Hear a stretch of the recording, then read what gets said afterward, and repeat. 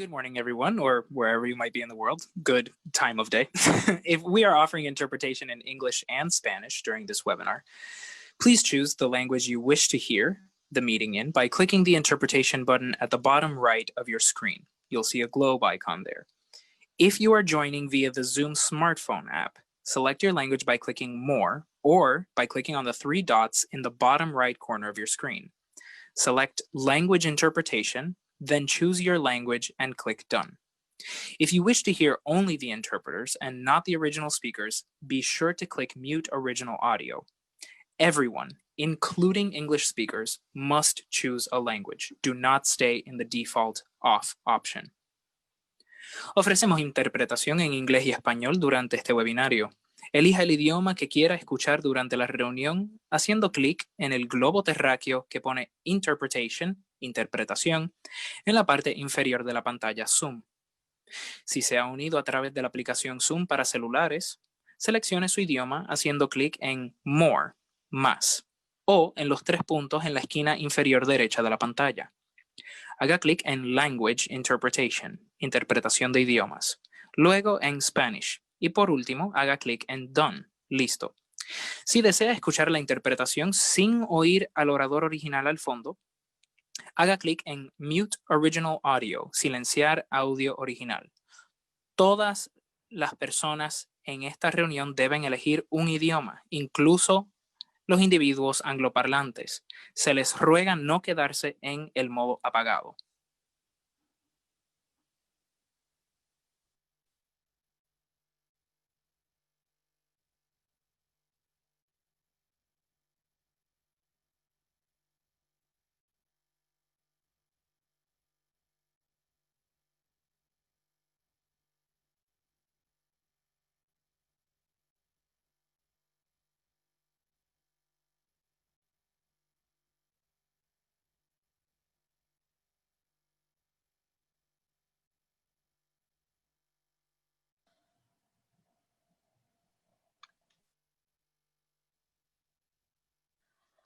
Good afternoon, compañeros, compañeras. Thank you so much for joining us today in this timely and relevant webinar, The Devastating Effects of Income Inequality on Latina Workers.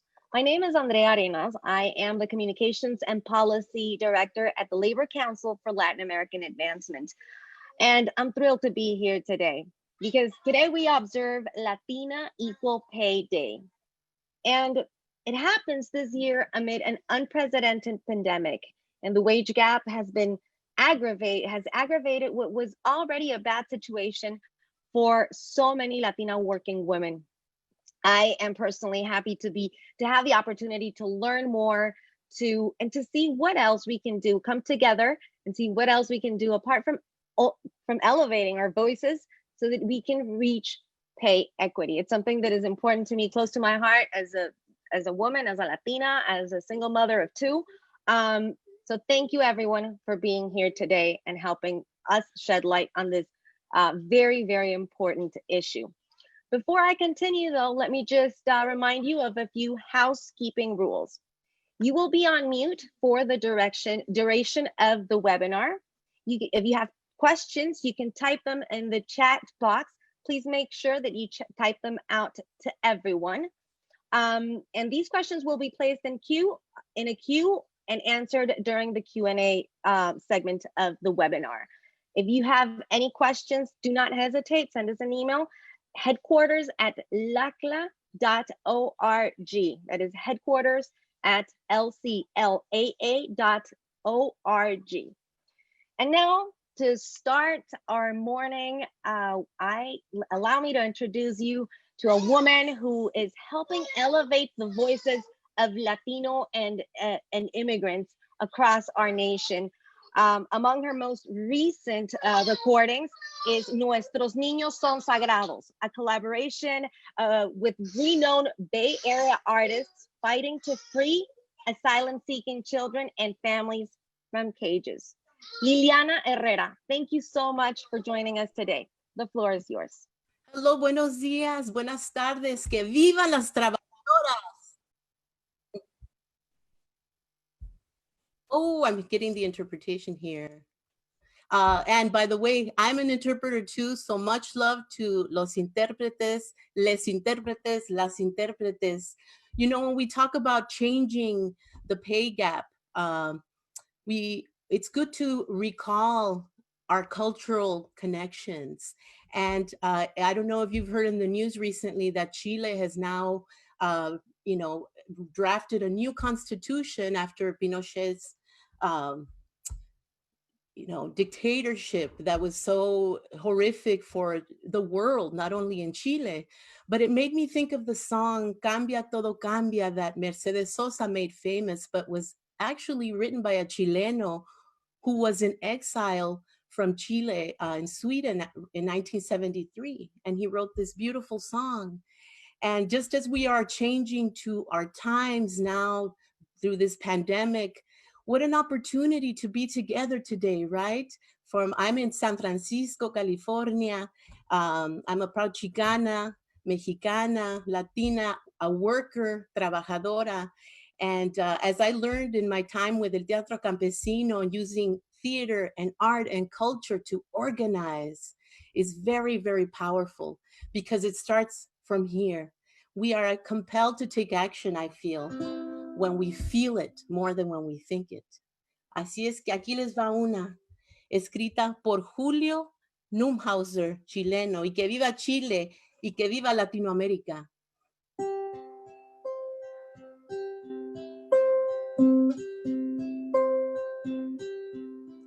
Cambia lo superficial, cambia también lo profundo.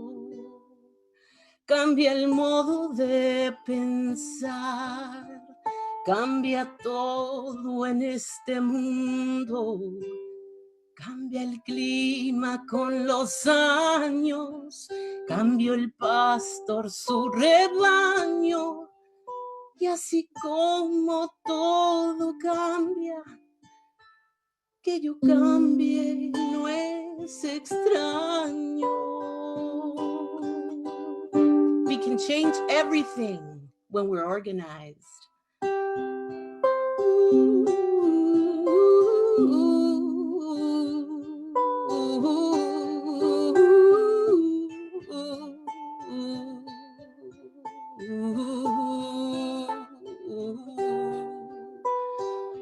Everything changes.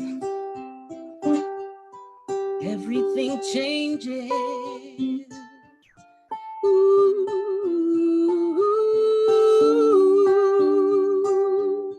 Cambia el más fino brillante, de mano en mano su brillo. Cambia el nido el pajarillo, cambia el sentir un amante, cambia el rumbo el caminante, aunque esto le cause daño. Y así como todo cambia, que yo cambie no es extraño. Todas vamos a cantar juntas, juntes. Cambia, todo cambia.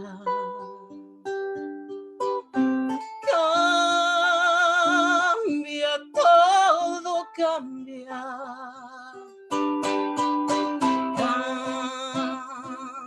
Cambia, todo cambia.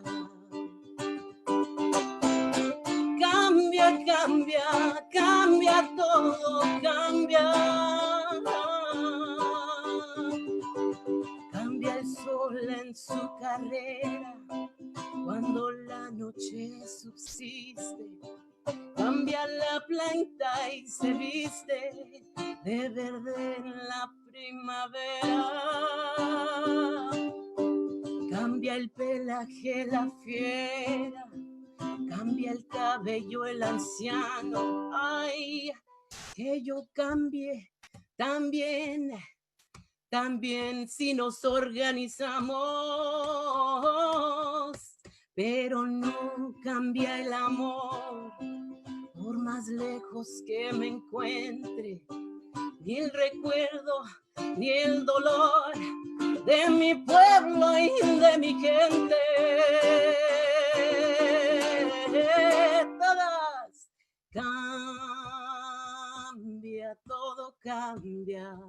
¿Verdad que sí? Se puede.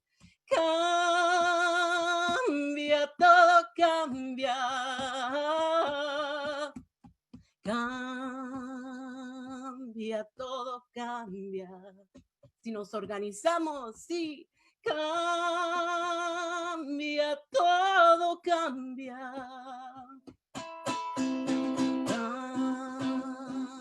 Cambia, todo cambia. Oh, cambia, todo cambia. Cambia, todo cambia. Todo cambia, cambia, todo cambia.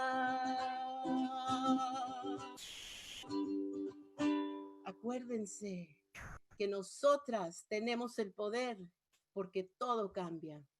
Muchas gracias. Wow, that was amazing, Liliana. Thank you so much. And thank you. Thank you. I had not heard that song in such a long time. Almost made me cry. That's beautiful. Thank you. Gracias. Thank you so much, Andrea. Thank you for being here. Thank you. And on that note, precisely, cambia todo cambia. Latinas, there's something that we need to change, is that Latinas earn on average 55 cents to every dollar earned by white non-Hispanic men. And this wage disparity costs Latina working women an estimated loss of over $1 million worth of income in the course of a 40-year career. Racial, ethnic, gender discrimination, just to name a few, play a nefarious role in Latina workers' opportunities to advance and prosper. This wage gap affects all women. Women in general make 80 cents to the dollar made by white non-Hispanic men. Asian American women make 90 cents. Black women, 62 cents. And Native American women, 60 cents. But in order for our nation to achieve economic security for all, a fair and equal society, we need to work towards eradicating this ethnic, racial, and gender wage gap. And if today is the first time you are joining Latina Equal Pay Day, then you're on the right track. You've already taken the first step to join in this fight, and you are already part of the solution. So with us today is also a woman who is a leader. She has been committed to the fight for pay equity. She is LACLA's national president, Yanira Marino. Okay. Gracias, Andrea. Thank you, Andrea, for that introduction. Querido compañeras y compañeros, what a great honor it is to see you here today and to be part of this amazing and talented group of women who are engaged in committed to making change, not only for themselves, but for all women, and of course, for our fellow Latina sisters. The Labor Council for Latin American Advancement, LACLA, is the leading national organization for Latina and Latino workers and their families. For nearly a decade, LACLA's mission has been to provide tools, organize and mobilize workers and their labor in the labor movement, and in an effort to impact workers' rights, as well as influence our nation's political process. In this regard, LACLA firmly believes that change starts with education. Our yearly Trabajadora Fellowship seeks to shed light on issues that affect Latina workers, their families, and their communities. LACLA designed Trabajadora Fellowship to empower Latina workers by providing them with the information they need to improve their working conditions and organize Latina workers to advance their priorities. This one-year program prepares fellows to promote gender equity with their communities, engage in coalition building, participate and coordinate civic engagement efforts, and raise awareness about Latina workers' priorities, including closing the gender wage gap, Thank you to all our Trabajadoras Fellows who are joining us today. And above all, thank you for being part of the fight for justice. And this has sparked any interest. I invite you all to visit our website, www.lacla.org, where you will be able to find more information on Trabajadora's yearly registration process and dates. This year, Latina Equal Pay Day arrives as scores of people are trying to make ends meet as a result of this devastating pandemic. COVID-19 has highlighted our nation's deep-rooted systemic racism. Latinas earn an average 55 cents to every dollar earned by white non-Hispanic men. Furthermore, wage disparities and workers' rights regarding women who work the fields or campesinas have been forgotten. Our compañeras campesinas continue to bear the brunt of a national health and economic crisis for farm workers. Farm worker women are essential workers who play a critical role on ensuring our national uninterrupted supply of food. Yet, despite the importance of their work, nothing has been done to guarantee they have proper workplace protection, fair wages, access to healthcare, sick leave, are protected from sexual harassment, among many other basic rights every worker should have. For this reason, LACLA and Alianza Nacional de Campesinas have joined forces in putting together this webinar. Alianza Nacional de Campesinas is a national organization of farm worker women, as well as women from farm worker families, focused on promising working conditions for over 700,000 women who work in agriculture across the US. Alianza worked hard to shed light on issues faced by farm worker women, therefore ensuring they too have a voice in the decision-making process that affect them, their families, and their communities. Compañera Mili, thank you for being here with us today. Today we will talk about the issues, about the need to elevate our voices and work in unity towards change. Today, we will discuss the importance of workers' rights, ensuring they are respected. We will talk about what we can do to push through achieving this endeavor, which right now seems titanic. Yet, before we begin, in just a few days, many of us will have the opportunity to cast our ballot, and we have to do it. We have to get everybody in our family to do it.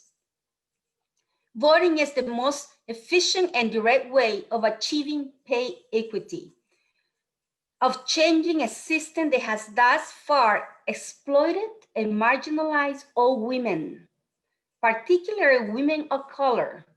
Thus, for LACLA has sent out over 20,000 text messages to Latina voters, encouraging them to vote. We currently have volunteers and members across the country who are still sending text messages.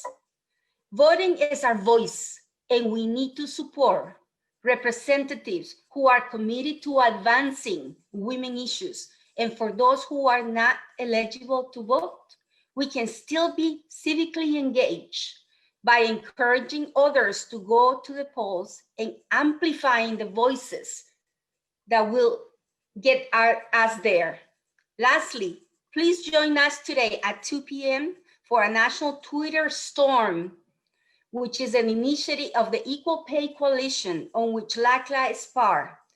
This will be a great opportunity to take the issue that we will hear today in social media and advocate for change. Use the hashtag Latina Equal Pay, Trabajadoras en Campesinas.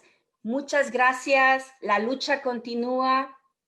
La lucha por la justicia no se termina. Gracias por su valentía y su presencia.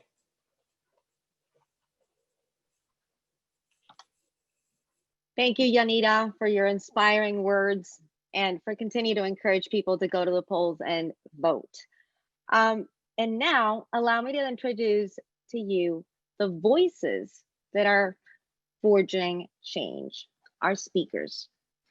Rocio Inclán is the Senior Director of the National Education Association Center for Social Justice, where she focuses on furthering social and racial justice activism for students, educators, and communities. Her journey as an educator advocate was propelled by her unique journey as a student, crossing the border from Mexico to Arizona every day to attend elementary and secondary school, eventually earning a master's degree from Harvard University in administration, planning, and social policy.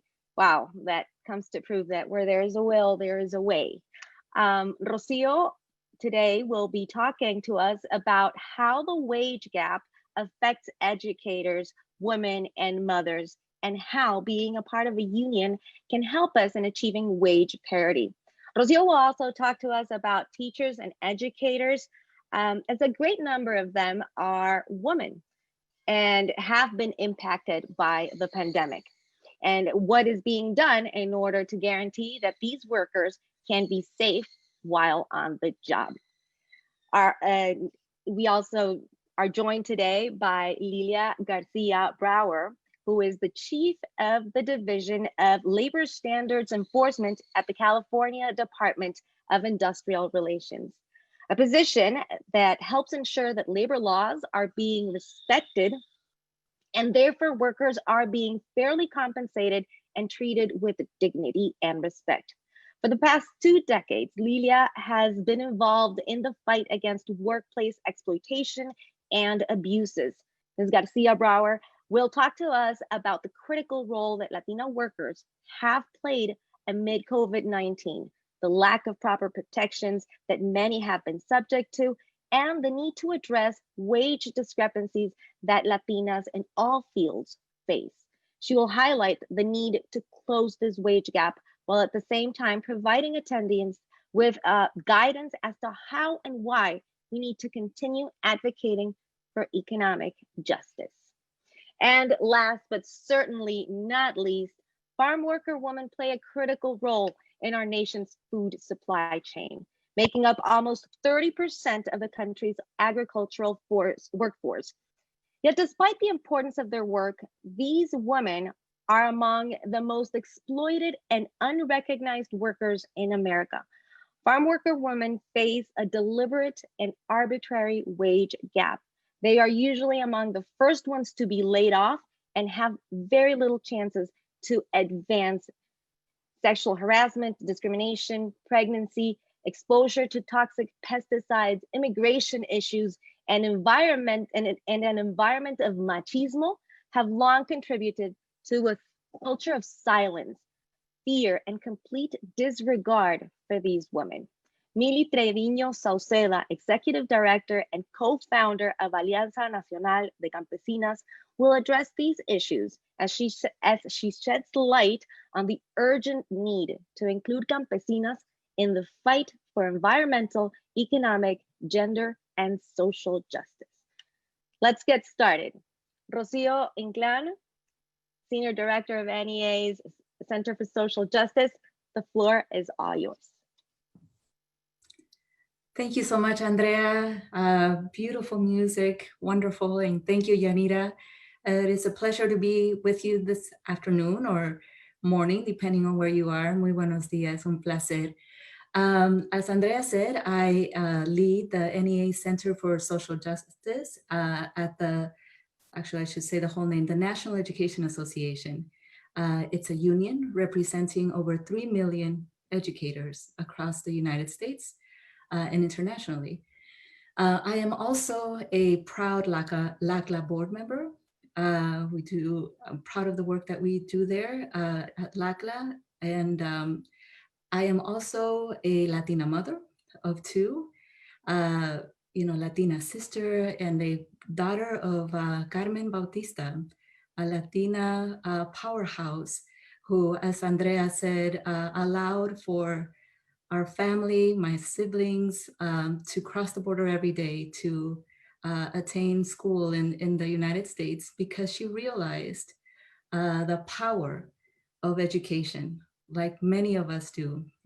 I have never met one single Latina mother who does not understand that power of education and success, not just for their own personal families, their own personal growth, but for the success of the community.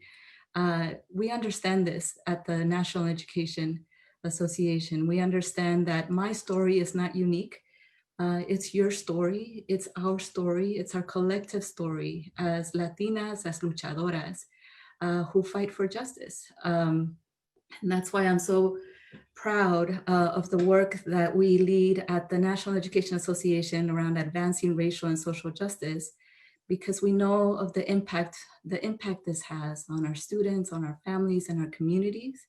And that's why we're so proud to partner with you, all of you, and LACLA in this work. I'm sorry. And you will understand and know that we will remain fiercely committed to ending the pay gap for Latinas.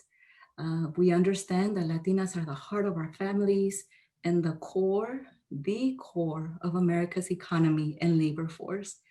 I think we're in this particular moment, in this special moment of power building, when now more than ever, Latina workers and families must collectively advocate not just for a fair financial return to work, but also for safe working conditions now more than ever during this pandemic.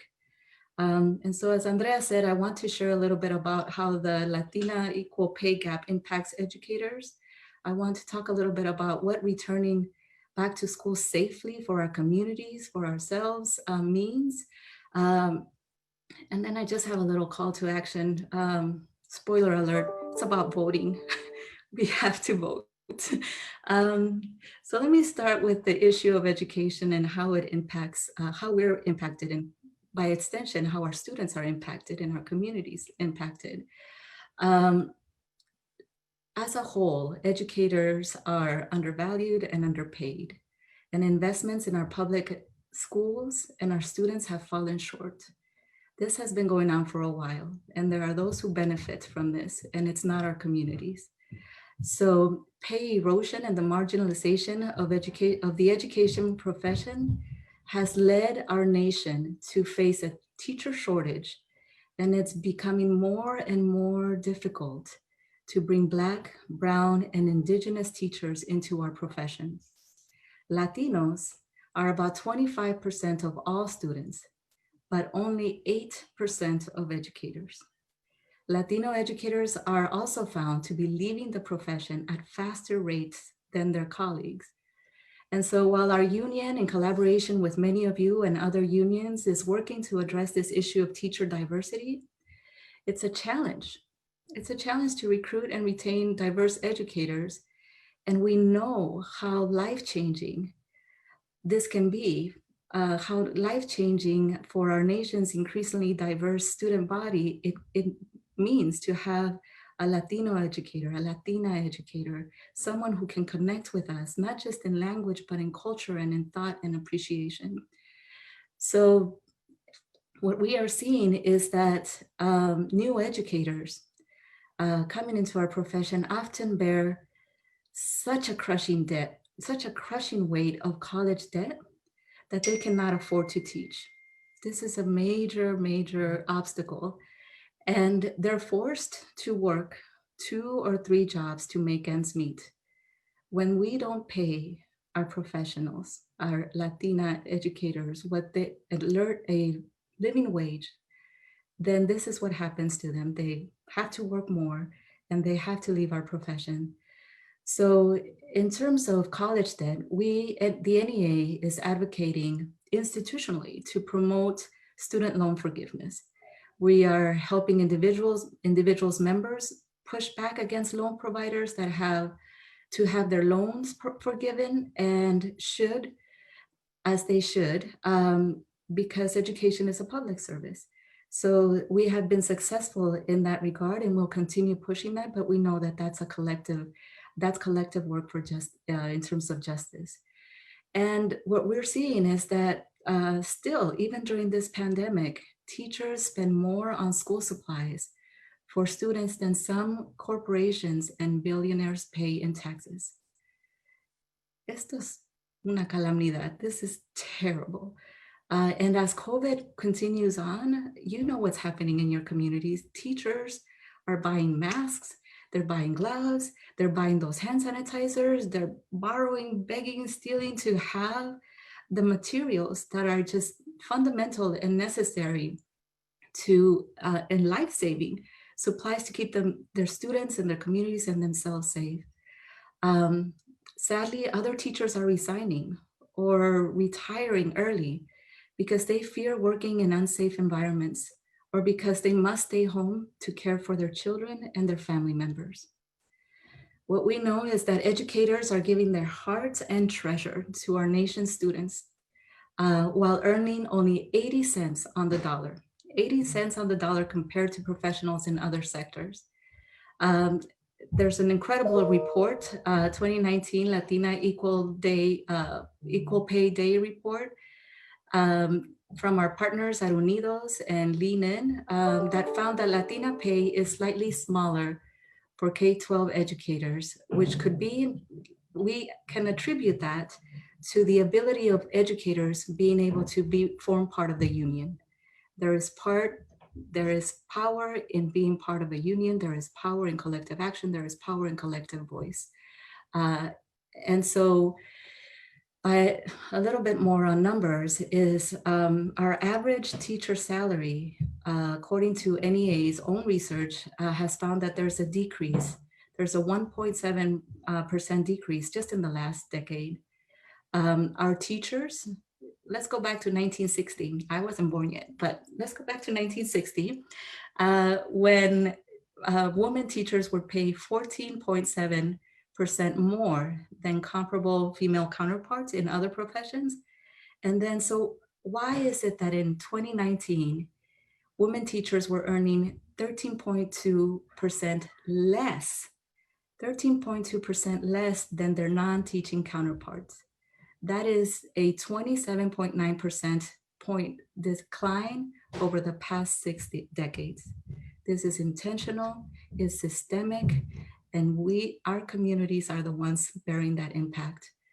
It's our students, the students that your kids, my kids, nuestros sobrinos, they're the ones bearing this impact. But there is hope, and there's always hope in the people, in the power of people. In fact, part of what gives me hope is watching and supporting our union members in action. A bright spot in recent years that we can all learn from, and I know we're all taking into account, is our members' Red for Ed movement. I hope you're all familiar of the massive demonstrations, the massive work, the massive unity from West Virginia to Kentucky to Arizona to Colorado and other corners in our country where thousands of educators and community members marched in red to state capitals, calling on elected officials to turn back these harmful cutbacks. So as we started to see, and what happened there is that we started to see steps toward improving how our schools and educators were funded. We also saw educators engage in bargaining for the common good, which many of your unions are familiar with, which center on bringing racial and social justice demand into that contract bargaining process. So those massive demonstrations were centered on students and centered on what they need and how we together with communities can bring them what they need. One of the most powerful stories that I'd love to share is a story of Marisol Garcia, mi hermana compañera in Arizona, and who led through that Red for Ed movement in Arizona. And it it's a story that I think my colleague is going to share the link. It's on Now This video, and it's a recent video, and I invite all of you to watch the video because it connects so powerfully the power of Latinas, the power of Latinas in unions, and the power that together we can create, and what we can achieve if we unite on what we want to see for ourselves and for our communities. Yes, there it is. Thank you, Melody Gonzalez, for posting that. I'll move on to talk a little bit about COVID and school reopenings. For Latina Equal Pay Day, we feel emboldened to advocate with you for better pay. I want to share with you some thoughts to help advocate for a safer environment at our workplace and in your loved one's schools. And I will share with you that, there are those who are trying to divide us, those who are trying to say this is impossible, or the teachers aren't with you, and you should reopen the schools and kids need to be in school.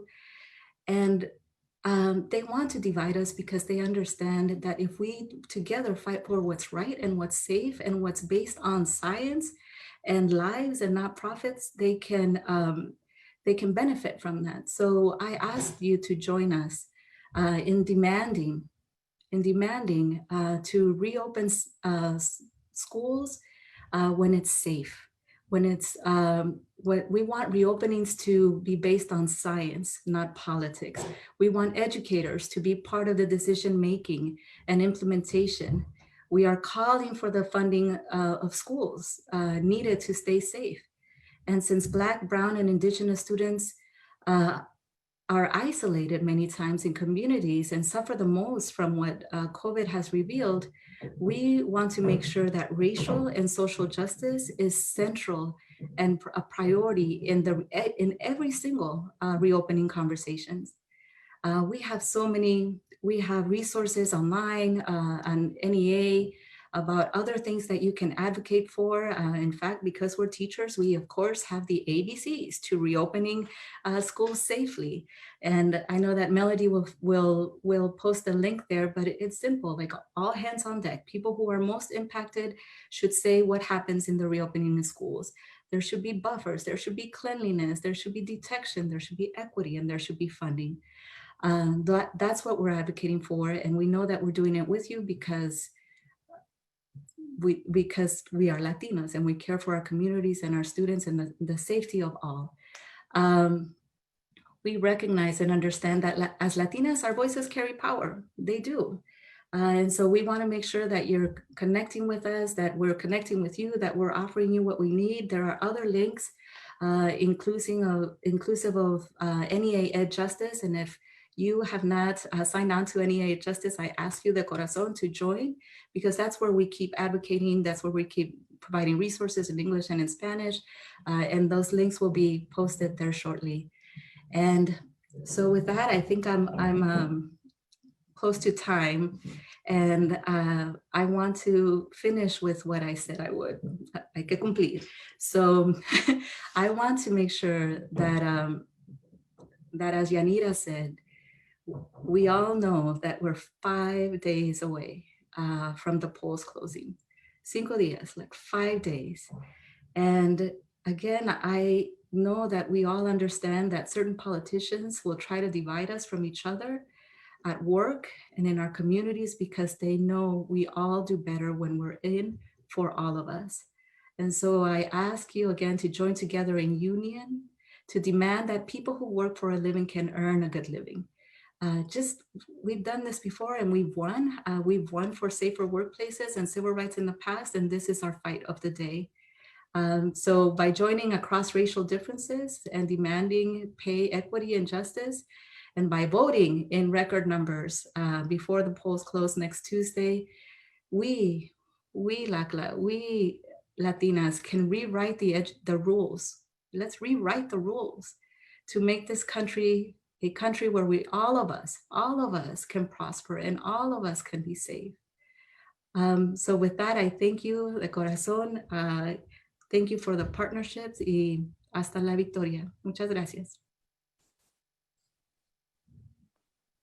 Thank you, Rocio. Indeed, rewriting the rules. I like the way you put it, because we've seen at least I have seen the role that teachers play, educators. I just see them as our nation's, they are heroes. And it's in, our kids are in their hands. So we need to make sure that they're paid fairly, just like so many other women who do not have access to fair wages, to workers' protections, and other issues that are part of the reality of so many women. It's painful to even think about all the things that women, so many women lack, all the rights that women lack, working women lack. So now on that note, let's go to a very short video that has the testimony of a working woman. Her name is Ingrid. She's a domestic worker, and she shares with her story with us and hopes that we can continue advocating for change and rewriting this chapter, this new chapter of our nation's history in Rocio's words. Let's take a listen.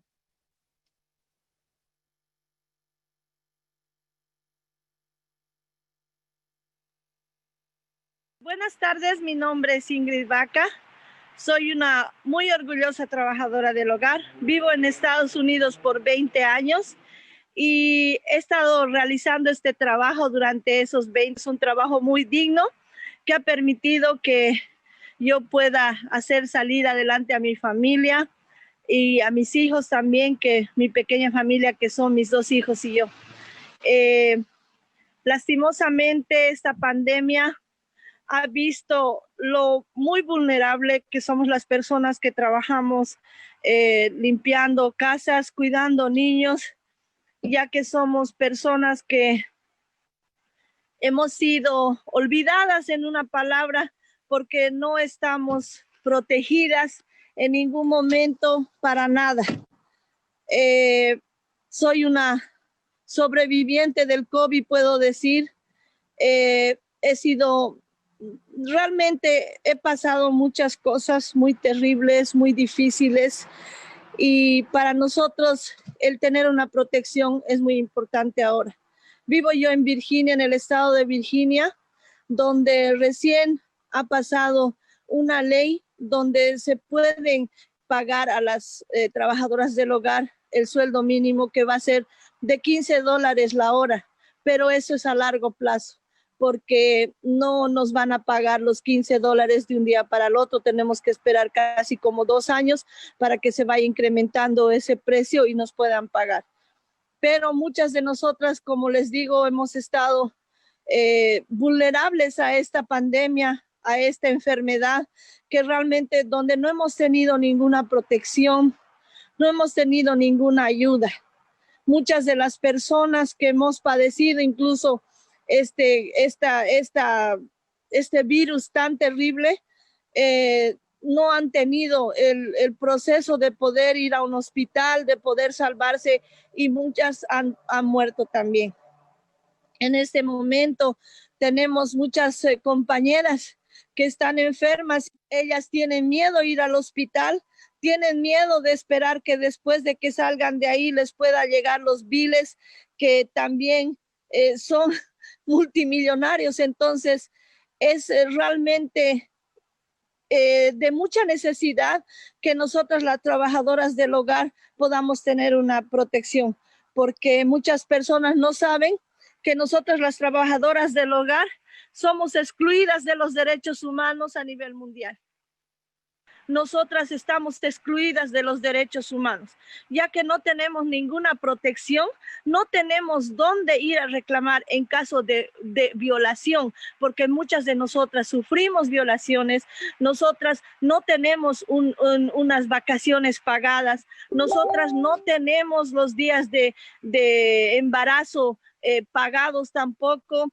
No tenemos días de enfermedad pagados. O sea, no hay ninguna protección que pueda cubrirnos a nosotros en Estados Unidos. Realmente es una situación muy difícil y que estamos pidiendo a gritos, exclamando de verdad, porque se ha visto que en esta pandemia nosotras somos personas esenciales.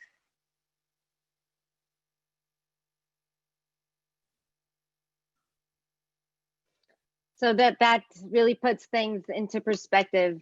Basically, she's telling us, right, how scary it can be to get sick when you have no benefits, nothing to fall on, no plan, absolutely nothing. Ingrid tells us she got sick, and so many other Latina domestic workers have gotten COVID-19, and they are scared even to go to the hospital because they don't have a way to pay for those bills that will just start piling up. And we know how our medical system is. It's very expensive. So this definitely does place Latina working women as among the most vulnerable workers in our nation.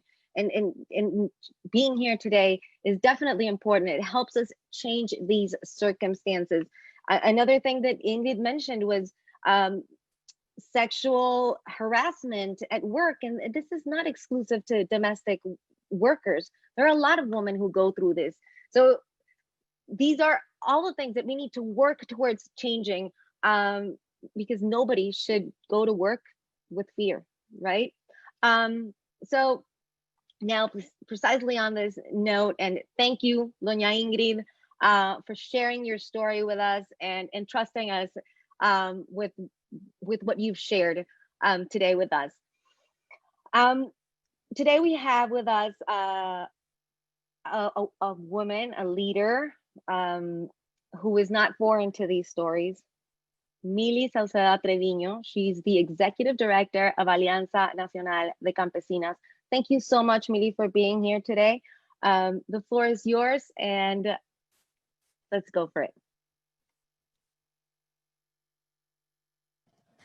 Muchísimas gracias, compañeras, hermanas, camaradas, compinches, como digo, que siempre andamos en la lucha por mejorar la situación de la mujer. ¿Por qué? Porque lo vivimos, porque sabemos lo que es ser explotadas, ser victimizadas, todas esas situaciones que nos dio el coraje y el valor para hacer cambios en nuestras vidas y darnos cuenta que había muchísimas más mujeres que podían hacer lo mismo, y uniéndonos era la mejor manera, porque así podíamos crear el impacto que era necesario, ¿verdad? Para ser escuchadas y también para poder cambiar el mundo, porque se empieza con poquito, pero de allí se va haciendo un efecto, ¿no? Entonces, quiero primero comenzar con un corto video audio que hicimos y en forma de video que nos ayudaron aquí las compañeras del ACLA, que las estimo bastante desde que nos conocemos de hace tiempo. Han sido muy precavidas, bien persistentes, compañeras que siempre están buscando la mejor forma de cómo apoyar a las mujeres y las mujeres latinas, a la gente en general, ¿verdad? Pero a las mujeres latinas con más razón. Entonces, vamos a estar presentando a Laura Gil. Es una de nuestras compañeras. Es más, ella es una de nuestras pioneras con el movimiento de campesinas aquí en California. Y ella tiene una historia. Tuve el honor de poder entrevistarla a ella junto con otras compañeras, pero esta es una de las historias que vamos a querer presentar aquí en este webinario, en esta presentación, en esta conversación que estamos teniendo. ¿Por qué? Porque Laura representa lo que muchas mujeres latinas hemos pasado. Laura representa cómo la mujer ha sido juzgada, que no es capaz, que no tiene los talentos, que no tiene la fuerza, no tiene ni la fuerza de voluntad, según, ¿verdad? Y ella y sus compañeras en el trabajo lucharon y hicieron bastantes cambios. Entonces queremos presentar a Laura Gil, que está aquí en California, y con mucho gusto la presentamos.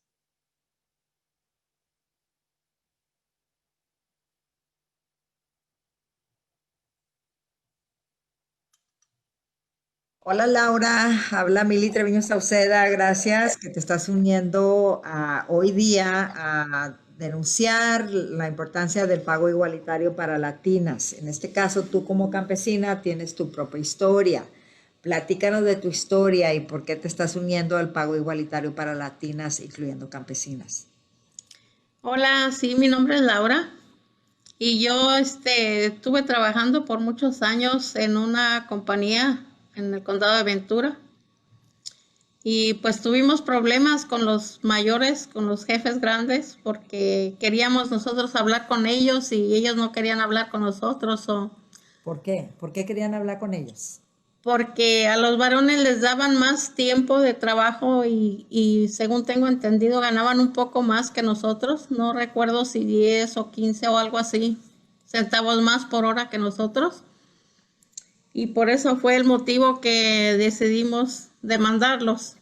¿Y ellos tenían el mismo tiempo que ustedes trabajando y les pagaban más o tenían menos tiempo que ustedes?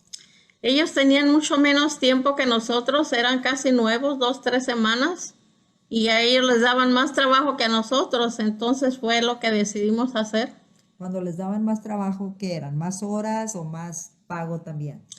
Pues al trabajar más horas les daba, seguro tenían que ganar más horas también y más dinero que nosotros. ¿Y qué pasó al final?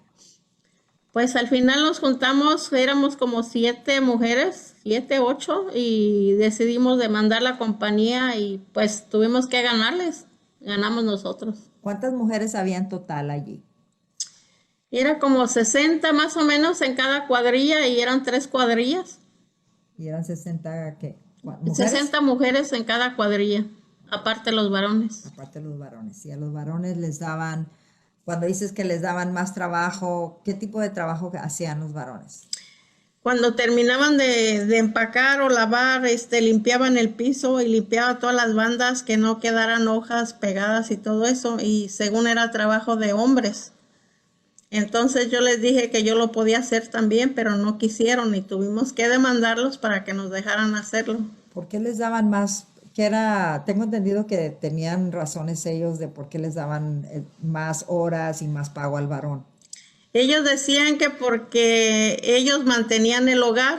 Entonces yo les dije, ustedes no saben quién mantiene a quién. Le dije, hay muchas madres solteras que luchan por su vida, por sus hijos, por su familia. Y entonces, ¿ustedes al final pudieron lograr algo? Sí, les ganamos el caso y pues logramos que nos recompensaran con lo perdido. Y también les dieron oportunidad de trabajo, más trabajo. Nos dieron oportunidad de que hiciéramos el trabajo de hombre. Yo manejé un montacargas también, porque era trabajo de hombre, yo lo podía hacer. Yo cargaba los vagones de trenes, de los trailers grandes, yo los podía cargar. Y así como tú puedes hacerlo, hay otras mujeres que también lo pueden hacer, ¿verdad? Por eso te estás uniendo a...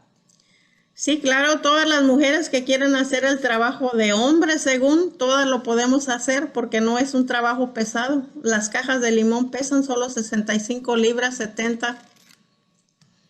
Y tú estás animando a las mujeres a que denuncien para tener el pago igualitario. Que denuncien y no se dejen, todo se puede hacer. Muchas gracias, Laura. Ok. Ay, esa Laura es magnífica, ya saben por qué fue una de nuestras pioneras, ¿verdad? En el movimiento de las campesinas. Así como Laura contando su historia, así tenemos muchísimas historias. Yo sé que en el condado de Ventura hubo no solamente la compañía donde estaba Laura, sino varias otras compañías que fueron demandadas porque hubo muchísima discriminación. Es más, a las mujeres se les decía, no queremos que vayan al baño. ¿Y cómo? ¿Cómo que no puedes ir al baño? Pónganse pañal. Imagínense qué falta de respeto había en las compañías. En todas esas compañías hacían lo mismo. Ellas denunciaron a varias de las mujeres de allí. Dijeron que no solamente era el pago desigual, sino el maltrato, el acoso, también les robaban salario, en veces también no tenían, ellas no disfrutaban como los varones lo que es tener un seguro médico, siendo de que muchas de las mujeres son mujeres que son las cabezas del hogar. Y como dijo ella, ustedes no saben quién mantiene a quién. Es muy común, ¿verdad? Que se diga de esa manera, porque ahorita ya ni se sabe quién mantiene a quién, ¿no? Pues como nosotras sabemos y a través de la historia de lo que es la gente que trabaja en la agricultura, yo vengo de allí, yo trabajé desde que tenía 9 años, fueron situaciones bien difíciles, no fui la única de las que hemos andado aquí en este movimiento que trabajó desde bien a una temprana edad, ¿verdad? Por lo mismo, no tuvimos la oportunidad de ir a la escuela, no pudimos tener oportunidades de ir a la high school o a agarrar una carrera cuando uno era el tiempo, ¿verdad? Yo creo que muchas veces el desarrollo de ese tipo hacía que nos sintiéramos como que a lo mejor no éramos capaces, no éramos inteligentes, ¿verdad? Porque siempre el clasismo de que si no estudiaste, no eres inteligente. Y pues muchas de nosotras no lo creíamos, ¿no? Pero qué lástima, porque después mucho de eso se ha usado en contra de nuestra gente, porque no tiene escuela, según, ¿verdad? Que no eres capaz. Qué lástima, ¿verdad? Pero en sí, aparte de ese tipo de discriminaciones, hemos tenido bastante, hay muchas historias y eso lo vamos a estar pasando también en los medios sociales de Alianza, historias que fueron grabadas, historia de Elvira, historia de María, historia de las diferentes mujeres, de Carmen, de mujeres que hablan de los miedos que tuvieron al momento que fueron, que estaban siendo acosadas o al momento de que ellas quedaron solas porque quisieron dejar abusos, ¿verdad? En el hogar. Y las situaciones de lo que pasan en los trabajos. Todavía hay mucho robo de salario. Todavía hay mucho problema ahorita con lo de COVID. Todavía hay mucho problema en cuestión de que si hay el acoso, ahora con más ganas hay miedos. Hay más miedos, hay más amenazas, hay más situaciones muy fuertes. No se les da en veces oportunidades a las mujeres a que ellas, no se trata de que ellas tengan que enseñar que pueden hacerlo, lo pueden hacer, lo podemos hacer. Nosotras venimos de trabajos sumamente pesados. Cuando dice Laura, solamente son 65 libras, créanme que el trabajo es demasiado pesado. Y ese trabajo es en cuestión de estar constantemente haciéndolo, te vas acostumbrando y eres capaz de hacerlo. En realidad hay mucho, ¿verdad? Hay mucho que podemos platicar, hay mucho que está pasando con lo de COVID. Nomás quiero mencionar que hemos estado trabajando bastante para asegurar que las familias que son, no solamente que son las que nos ayudan a tener comida en la mesa, que no tienen para comprar esa misma comida que cosechan, es una situación donde te quedas tú, hey, ¿cómo es esto? ¿Verdad? Yo estoy cosechando, yo estoy ayudando a que el mundo tenga oportunidad de comer. ¿Por qué yo no puedo comprar eso? ¿Verdad? Porque los salarios todavía son bien bajos, porque también nosotras, así como dijo Ingrid, ¿verdad? Que la conozco de tiempo y he mirado que es bien luchista y toda la cosa, ¿no? Que en realidad también la gente que trabaja en la agricultura no fue incluida en los estándares de protección nacionales, federales, que según lo que le decimos el Fair Labor Standards Act. Bien claro está en la ley que la gente que trabaja en la agricultura está excluida. ¿Por qué? ¿Cómo puede eso de que gente que fue en ese tiempo, porque muchos de los senadores, senadoras que estaban en ese tiempo, que la mayoría eran varones, eran gente que estaba constantemente teniendo en su pasado a la gente afroamericana como esclavos, ¿verdad?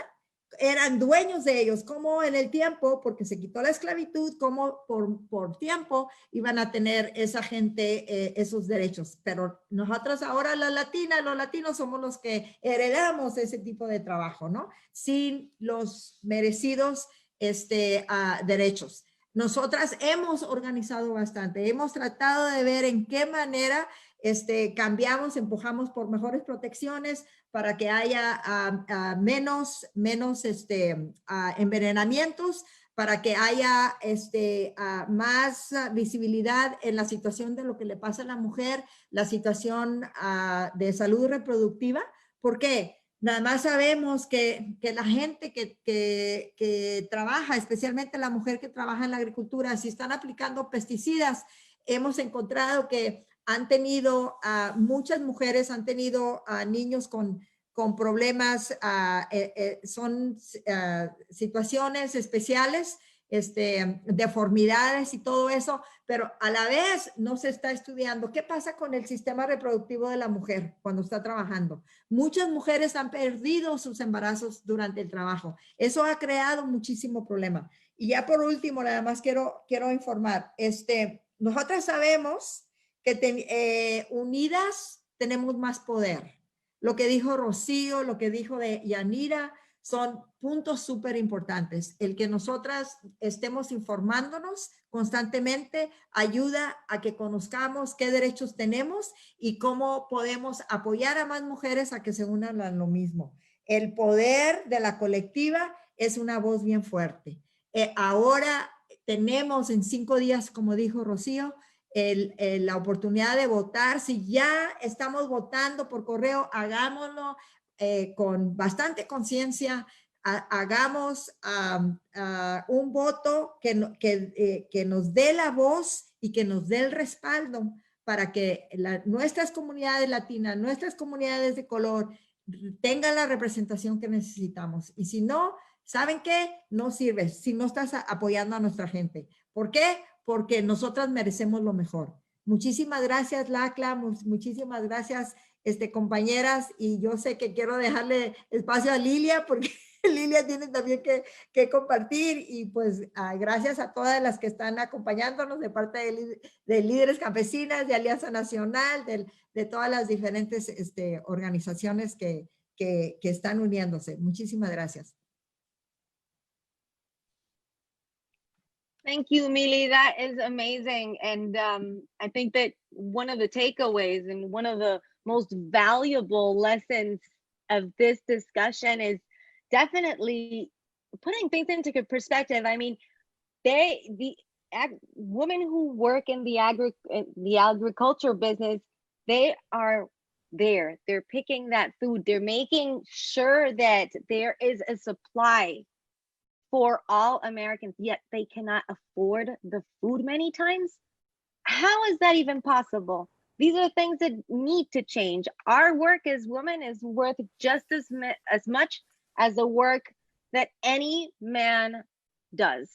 So thank you so much for shedding light on these injustices and just highlighting the urgency to change this and change it now. Now, let's please welcome Lilia Garcia Brower. She is the Chief of the Division of Labor Standards Enforcement at the California Department of Industrial Relations. Lilia, thank you so much for joining us today. Good afternoon. Buenos días, todos compañeras. I'm so happy to be here with everybody. And I want to share a little bit of background about my family's experience. And then as Andrea asked me to, I will speak a little bit about the COVID impact, and then specifically some EPA information. And so I want to share that I became labor commissioner last July, and I'm very proud to have the opportunity to serve the 18 million workers of California and 1.2 million employers, because I am the granddaughter of a bracero. And I'm very proud of my family's history. My father is 80 years old and still works in a factory today. And so I come from strong working class roots of struggle, of my grandfather and grandmother had a vision that we've all heard this story before.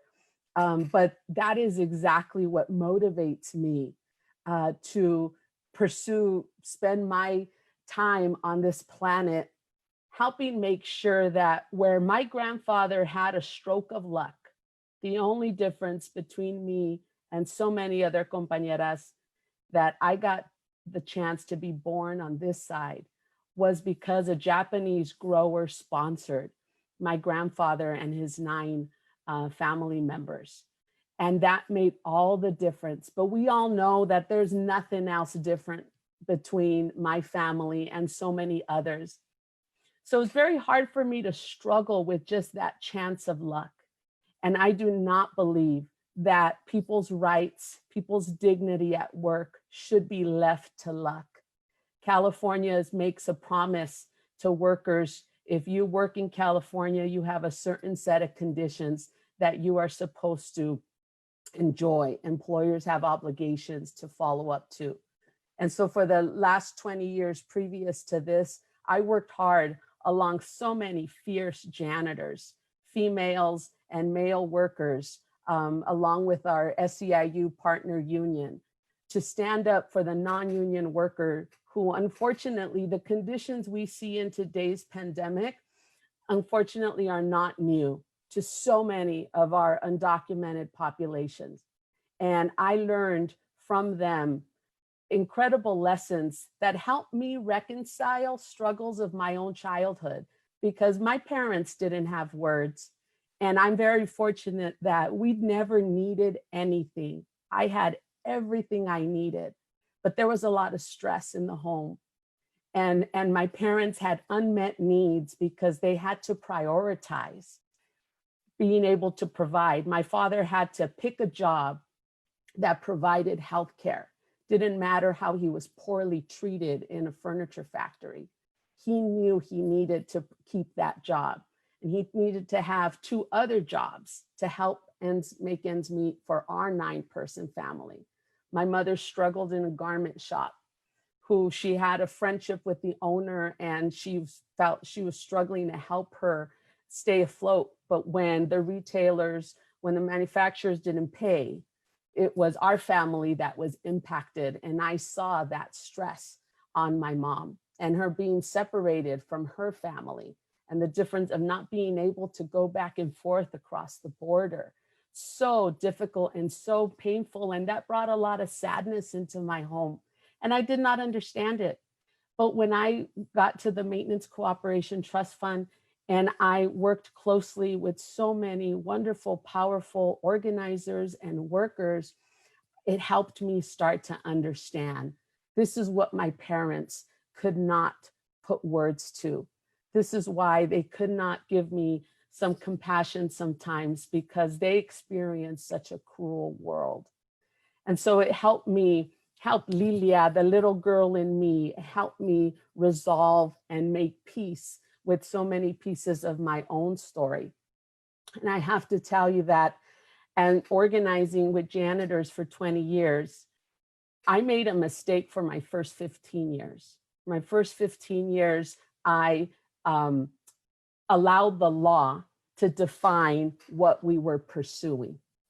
And that was the error, because when I met the East Los Angeles Women's Center, and I met Millie and so many other fierce compañeras who had been fighting against unreported rape and assault and harassment that happens in so many of these industries, I learned the power of healing.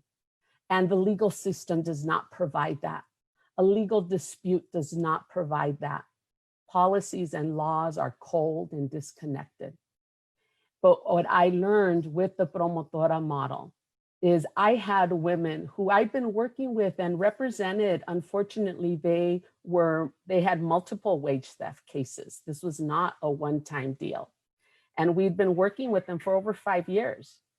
But it was after they went through the promotora training that they walked into my office and they were like, okay, Lilia, ahora qué vamos a hacer? Y sabes qué, conocí una compañera en el bus y la llevé con la policía y conocí otra compañera en la lavandería y hablé con ella. I mean, like, this was the same women. They were still poor. They were still undocumented. They still didn't have a union, and they still weren't being paid legal wages. But her head was held high. And she told me, Lilia, ahora yo entiendo que no fue mi culpa. Oh my goodness, like we both became undone and we hugged. And it was my hard head finally got it. This was my mistake. I let the law define the outcomes because we were very good at winning cases. We had won over $80 million for thousands of workers, majority who don't have papers. We had recovered 8,000 jobs into the formal economy. We brought 5,000 of them into the union. I mean, we have good stuff, but I got to tell you, that was the first time I saw women go through a healing process. And then they started to understand that they are worth more than how they are treated at work. They are worth more than that violence that is done onto them. And for me, that was the secret sauce. That was the secret sauce for me as an individual, as somebody who struggles with my own pain and helping me resolve that. And then me as an organizer, broadening what I see is the goal. So I come to the Labor Commissioner's office that I worked with for 20 years while I was at the Maintenance Cooperation Trust Fund. I sat across 7 different labor commissioners and I let them know they weren't doing their job. And I was the squeaky wheel. I was the headache. I was always pushing these agencies because that was what workers were demanding. And we had that obligation to do that. So I bring this perspective with me. And when I get inside law enforcement, I understand now that part of our solution has to be, we have to become a trauma-informed agency. It's not enough to have laws on the books. When I met Millie and was learning about all the incredible work in the sexual violence world, right? And the decades of fighting that they were doing. And another focal went off as we looked at janitorial specifically, and our union leader was working really hard to bring attention and reform. But I kind of sat with, rape has been illegal for a long time. So is the strategy really about putting another law on the books? Because this law has existed, and why haven't workers been speaking out? Mm-hmm. And then I realized that part of it is because they don't have any support. What I've learned from Millie and the promotoras, right? Because in our communities, we work alongside our brothers and sisters and our uncles and our aunts, right? We have family networks in these industries, in janitorial and construction, in ag and garment and car wash. So if I'm gonna take on the boss, it's not just me. It's my brother, it's my cousin, it's my tío, and the family puts pressure on you to be silent. So the toxicity that we are fighting against, I can say, and I love my family, but the toxicity lives in my family because it is a product of the global society.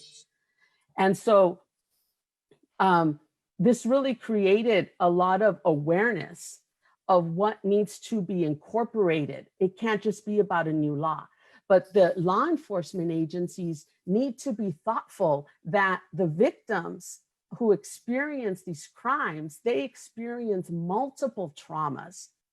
And so if we go in just asking questions and shining a light, that's gonna freak them out, and they already feel responsible and they already feel shameful. So law enforcement has to change the way we do our job. And that's part of my mission at the Labor Commissioner's office. So I'm sorry, I know I'm running out of time. I just wanted to lift up when you ask the question of what is the role of workers. Every single day, workers are confronting the life-threatening hazards of the coronavirus, as the compañeras Ingrid and Laura shared, right? And as Millie has highlighted, right?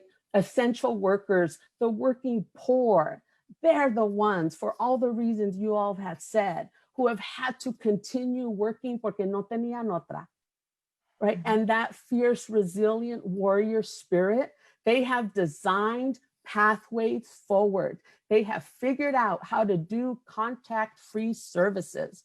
So we not only need to recognize their sacrifice, but we also need to recognize their innovation. And they are what has been pushing California forward. And I also want to recognize that in California, we do have additional protections.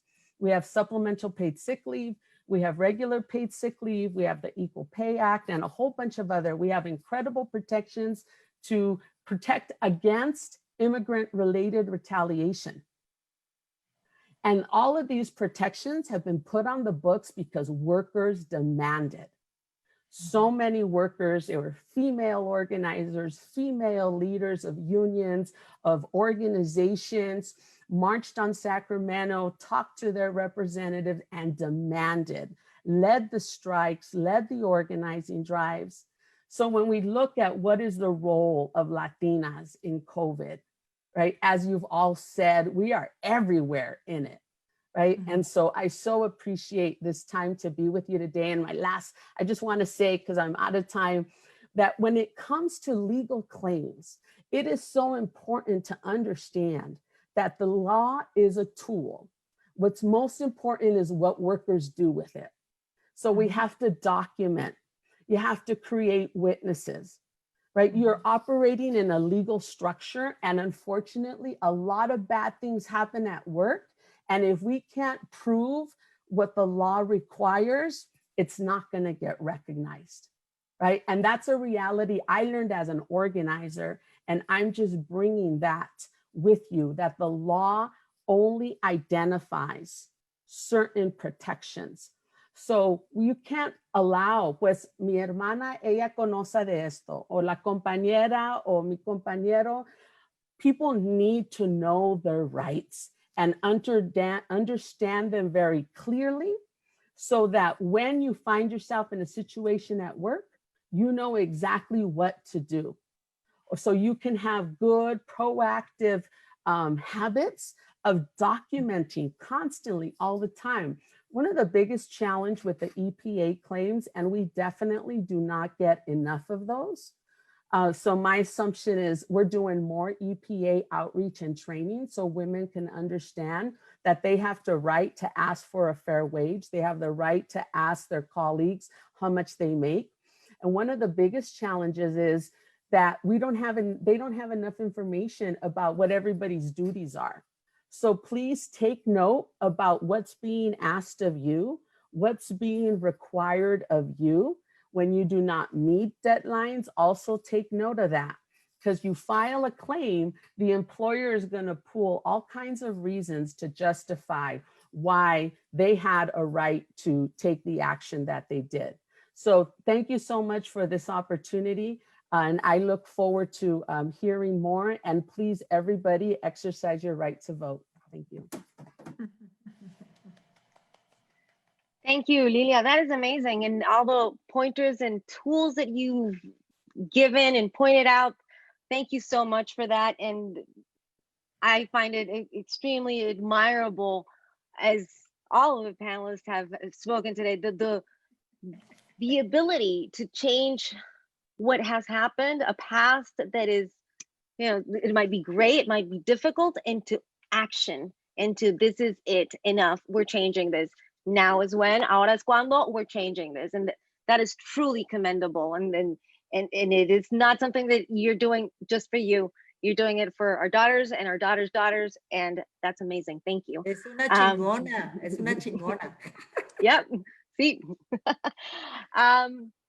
So before we end, because I see that we are almost out of time, there are over 75 million Americans who've already voted.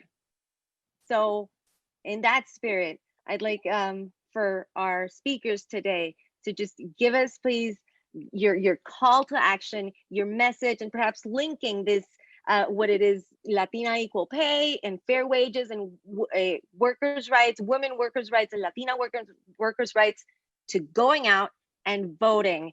So who wants to go first? Okay, Debbie. You know, the power of your vote is your voice, and the only way that we practice that is by actually going to the polls in 5 days and taking everybody that we can with us, abuelitas, abuelitos, primos, primas, y todos los demás, cuñadas, que a veces no las queremos, todo el mundo hay que llevarlo, porque ese es el poder de la mujer. Somos el centro de la familia. They listen to us, so let's show up to the polls. Gracias. Thank you, Yanira, and I can go next. Dolores Huerta, which many of you know, was a teacher first, a great educator and labor leader. She said, every moment is an organizing opportunity.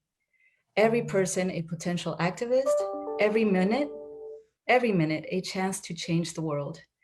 So we've heard a lot about the resilience of women, the power of women.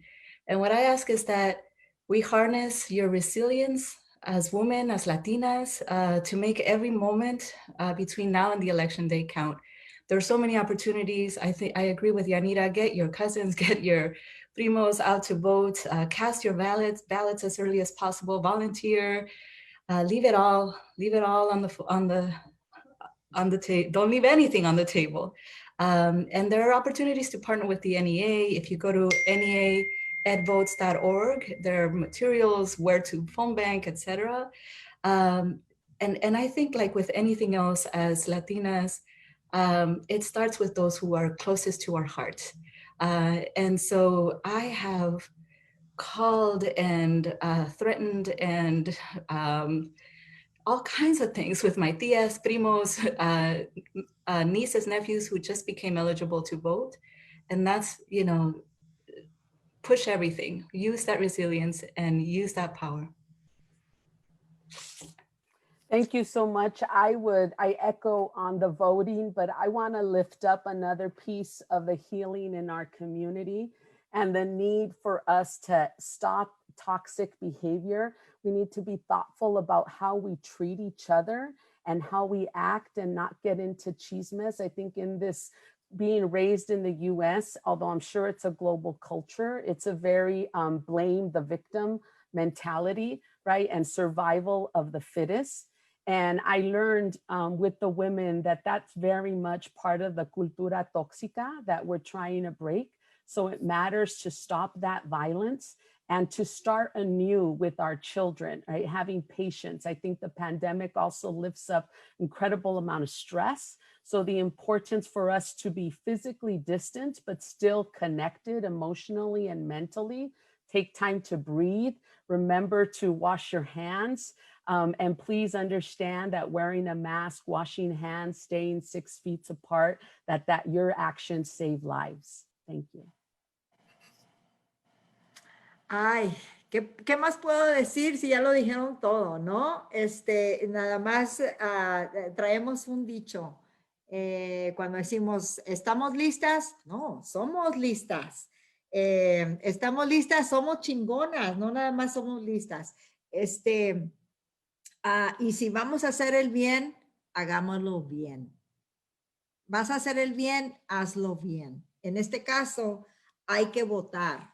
Hay que votar, hacerlo conscientemente, hay que hacerlo siempre, no nada más ahorita, siempre. Y continuar, estar organizando a tu gente. Si eres buena organizadora, lo primero es tu familia. Porque, como dijo Yanira, somos el centro de las mujeres de la familia. Entonces, animemos. Yo no voy a decir que voy a forzar, yo los animo.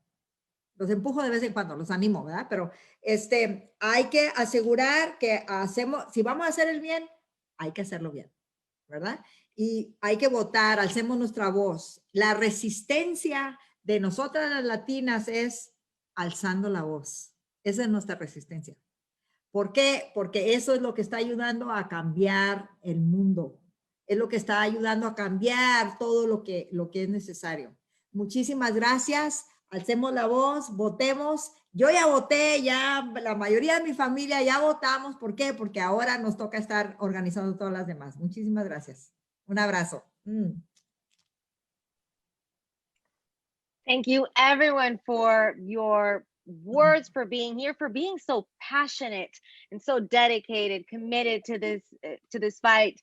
Rocio, Mili, Yanira, Lilia, thank you so much. I'd also like to thank our attendees for making time to be here and learning about the issues that affect Latina working women. Thank you for being a part of the fight for equity, equality, and justice. Special thanks to organizations that have joined us in supporting this event and making it possible. And now, let's end this amazing webinar on a high note, and let's let somebody else elevate her voice. Liliana Herrera, can you please come in here and amaze us again with your beautiful voice? Muchas gracias. Andrea, you're a great MC, by the way. Just want to give it up to you.